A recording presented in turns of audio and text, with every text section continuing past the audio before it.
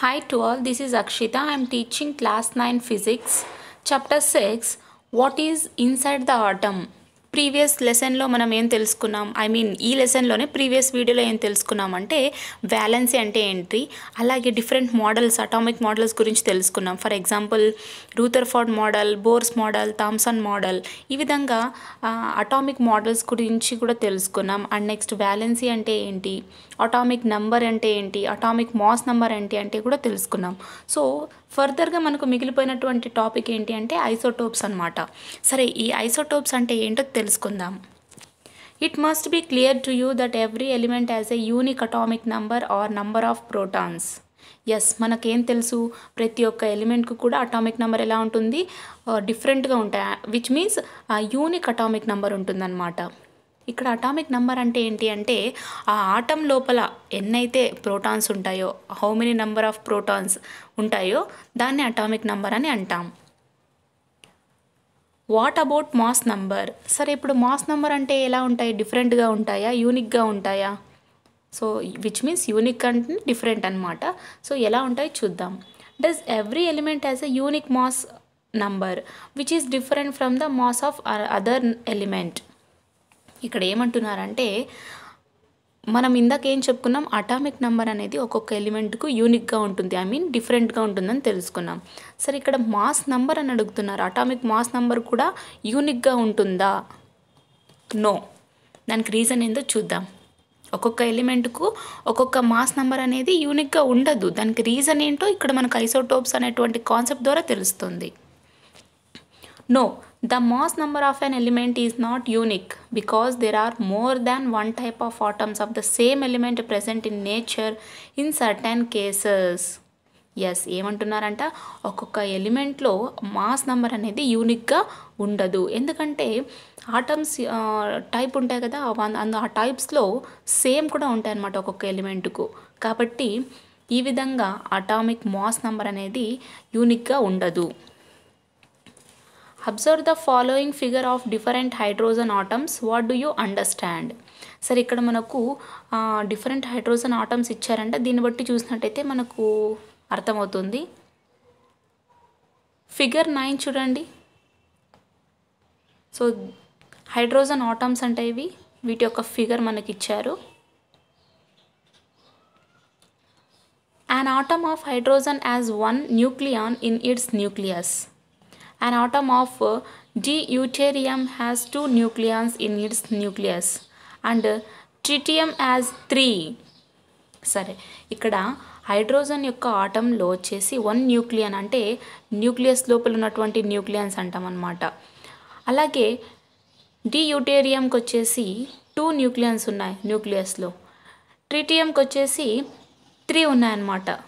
Since atoms of hydrogen, deuterium and tritium have only one proton in their nuclei.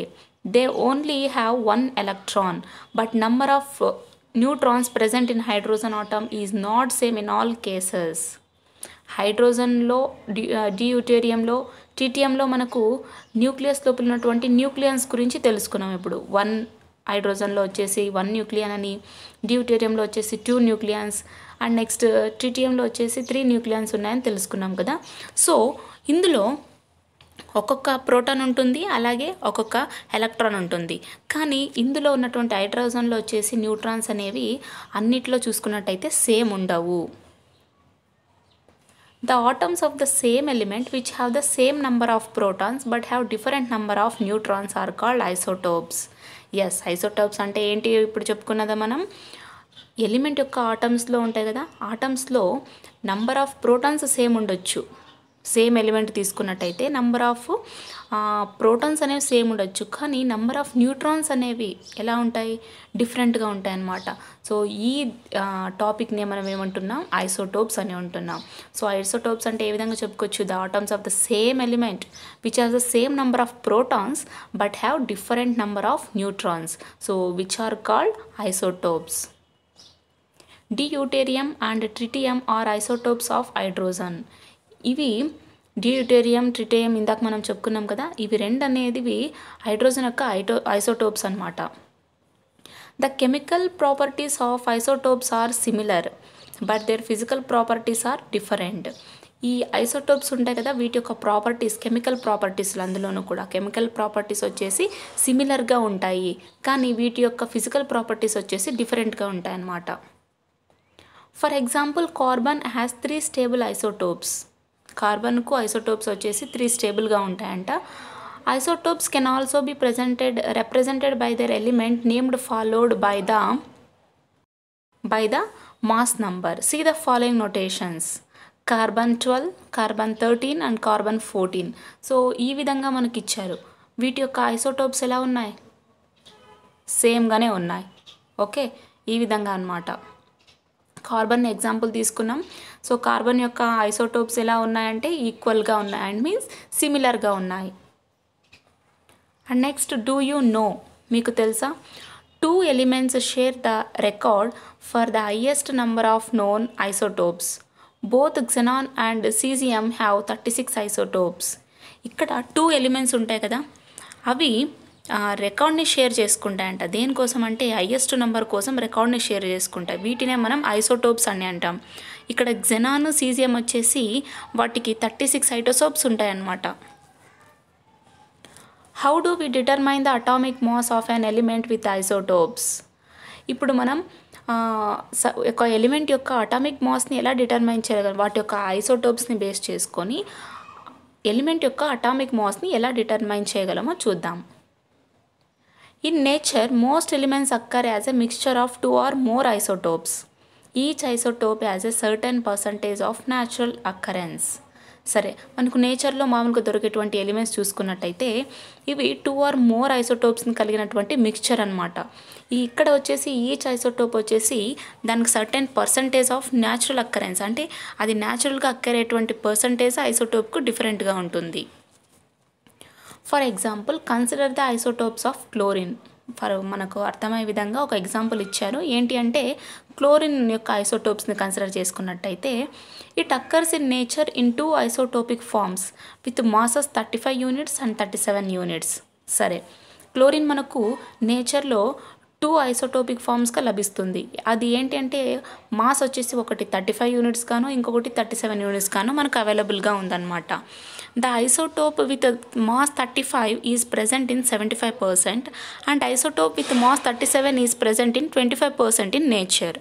Yes, అంటే 35 mass కలిగినటువంటి isotope 75% వరకు మనకు present అవైలబుల్గా ఉంటుంది.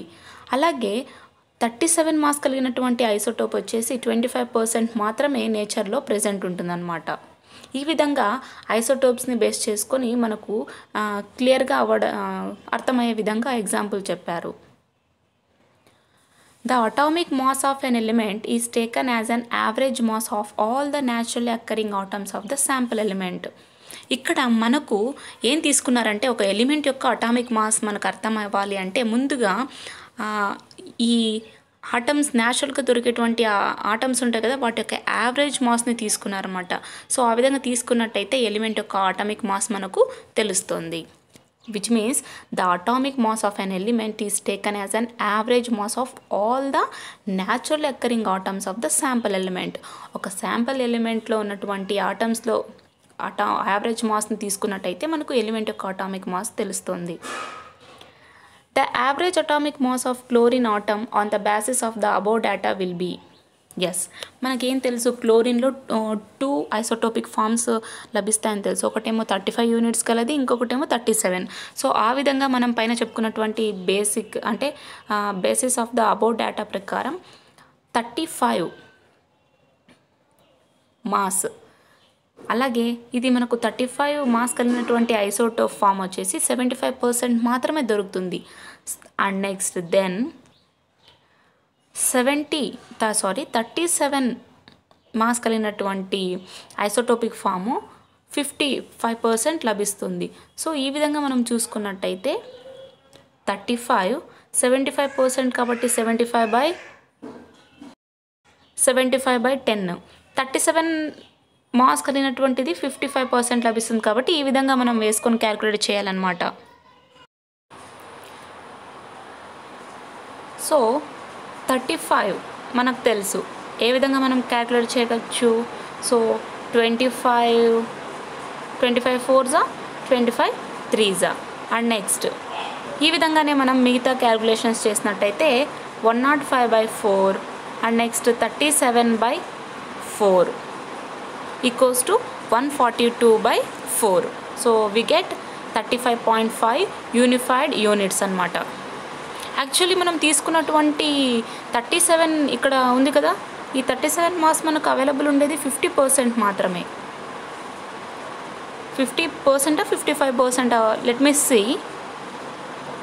యాక్చువల్లీ వాళ్ళు తప్పిచ్చారు, ఇక్కడ మనకు 25% అనమాట.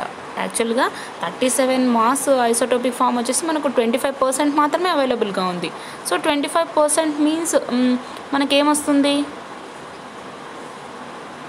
25/100. So we get 25 1s 25 4s. So 37/4 ఈ విధంగా వస్తుంది. ఇవి రెండు మనకు క్యాలిక్యులేట్ చేసుకున్నట్టయితే 142/4 ఈక్వల్స్ వి గెట్ 35.5 యూనిట్స్. అందుకోసమే మనం ఎప్పుడైనా కానీ క్లోరిన్ యొక్క అటామిక్ నెంబర్ దేనిగా కన్సిడర్ చేసుకుంటాం, 35.5 యూనిట్స్గానే మాత్రమే కన్సిడర్ చేసుకుంటాం. ఇంకా మనకు చివరిగా మిగిలిపోయిన టాపిక్ వచ్చేసి అప్లికేషన్స్ ఆఫ్ ఐసోటోప్స్ అనమాట. ఇప్పుడు ఐసోటోప్స్ అంటే ఏం తెలుసుకున్నాం కదా, దెన్ అప్లికేషన్స్, ఈ ఐసోటోప్స్ యొక్క అప్లికేషన్స్ ఎలా ఉంటాయో చూద్దాం. Some isotopes are used for solving chemical and medical mysteries. Isotopes are also commonly used in the laboratory to investigate the steps of chemical reaction. ఈ ఐసోటోప్స్ని మనం ఎక్కడ ఉపయోగిస్తామంటే కెమికల్ అండ్ మెడికల్ మిస్టరీస్ని, వాటి యొక్క ప్రాబ్లమ్స్ని సాల్వ్ చేయడానికి ఐసోటోప్స్ని యూజ్ చేస్తాం. అలాగే వీటిని మనం కెమికల్ రియాక్షన్స్లో స్టెప్ని ఇన్వెస్టిగేషన్ చేయడానికి కూడా ల్యాబొరేటరీలో యూజ్ చేస్తామన్నమాట. And next the isotope of uranium is used as a fuel in nuclear reactors. Nuclear రియాక్టర్స్లో యురేనియం యొక్క ఐసోటోప్ని మనం ఫ్యూయల్గా యూజ్ చేస్తాం. The isotope of iodine used in the treatment of goitre. సో మనం గాయిట్రీని ట్రీట్మెంట్ చేసేటప్పుడు ఈ అయోడిన్ యొక్క ఐసోటోప్ని యూజ్ చేస్తామన్నమాట. సో నెక్స్ట్ వన్ వచ్చేసి the isotope of cobalt is used in the treatment of cancer. క్యాన్సర్ని ట్రీట్మెంట్ చేసేటువంటి సిచ్యువేషన్లో కూడా మనం కోబాల్ట్ యొక్క ఐసోటోప్ని యూజ్ చేస్తాం. ఈ విధంగా సర్టెన్ ఎలిమెంట్ యొక్క ఐసోటోప్స్ని మనం ఈ విధంగా మన డే టు డే లైఫ్లో రియల్ అనాలిసిస్లో యూజ్ చేస్తూ ఉంటాం అన్నమాట. సో ఇప్పుడు మీకు ఐసోటోప్ అంటే అర్థమైపోయింది కదా. So the atom of the atomic mass of the element which have same protons but have different neutrons. So అంటే ఒక ఎలిమెంట్ యొక్క ఆటమ్ లోపల నంబర్ ఆఫ్ ప్రోటాన్స్ అనేవి ఈక్వల్గా ఉంటాయి, బట్ ప్రోటాన్స్ ఎలా ఉంటాయి, డిఫరెంట్గా ఉంటాయి అన్నమాట. దీన్నే మనం ఏమంటున్నాం, ఐసోటోప్. ఐసోటోప్స్ని మనం ఎక్కడ అప్లికేషన్స్ అంటే ఎక్కడెక్కడ యూజ్ చేస్తామో, అలాగే వాటి యొక్క యూజెస్ ఏంటో కూడా తెలుసుకున్నాం కదా. ఈ విధంగా మనం what is inside the atom అనేటువంటి లెసన్ని కంప్లీట్ చేసుకున్నాం. ఈ లెసన్లో మనం క్లియర్ చేసుకున్నటువంటి టాపిక్స్ వచ్చేసి Thomson atomic model and next Rutherford model, Bohr's model. వీళ్ళంతా కొన్ని మోడల్స్ని ప్రపోజ్ చేశారనమాట. రూథర్ఫోర్డ్ మోడల్లో వచ్చేసి కొన్ని లిమిటేషన్స్ ఉండడం వల్ల బోర్ మోడల్ అనేది ప్రపోజ్ చేయడం జరిగింది. సో దాని తర్వాత వ్యాలెన్సీ అంటే ఏంటి, అవుటర్ మోస్ట్ షెల్లో ఉన్నటువంటి ఎలక్ట్రాన్స్ని మనం వ్యాలెన్సీ ఎలక్ట్రాన్స్ అంటాం. వీటిని మనం వ్యాలెన్సీగా తీసుకుంటాం. అలాగే వీటిలో షేరింగ్ అండ్ ఎక్స్చేంజింగ్లో ప్రాసెస్లో సర్టెన్ ఎలిమెంట్స్ ఆక్టేట్ని కూడా పొందే అవకాశం ఉంది అని చెప్పుకున్నాం. అండ్ నెక్స్ట్ వచ్చేసి అటామిక్ నెంబర్ ఏంటి, అటామిక్ మాస్ నెంబర్ అంటే ఏంటి, ఐసోటోప్స్ అంటే ఏంటి, ఈ విధంగా మొత్తం మనం ఈ లెసన్లో కంప్లీట్ చేసుకున్నాం అన్నమాట. So thank you. నెక్స్ట్ వీడియోలో మనం నెక్స్ట్ లెసన్తో కలుద్దాం.